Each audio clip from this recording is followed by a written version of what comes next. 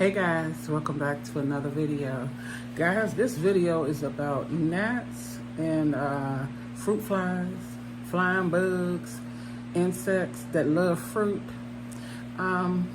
If you need a way to get rid of these bugs and like say you have gnats just flying coming out of nowhere, because sometimes I have gnats in my house and I'm like, where do these things come from? So I have found a remedy online, and it does work. I have shared this with quite a few people, and I do it every year if need be.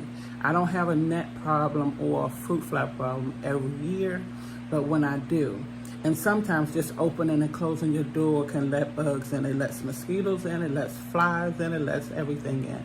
So what you do is you take, you get like a cup, maybe a plastic cup, a foam cup, a cup that you don't use, and you get some dish soap.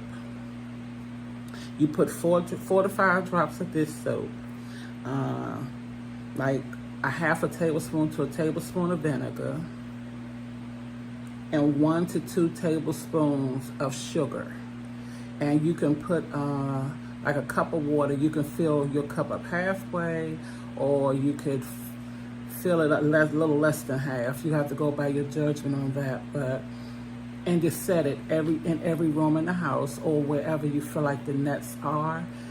When I start seeing the fruit flies or gnats fly around, I put a cup in the living room. I put a cup in both bedrooms, and in some cases in the bathroom, and in the kitchen for sure. I keep a cup in the kitchen all year round.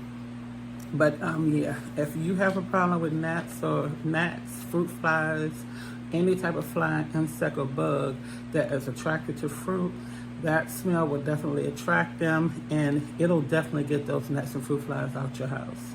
So I just wanted to come and talk to you guys and tell you guys about that little home remedy. So see you on the next one.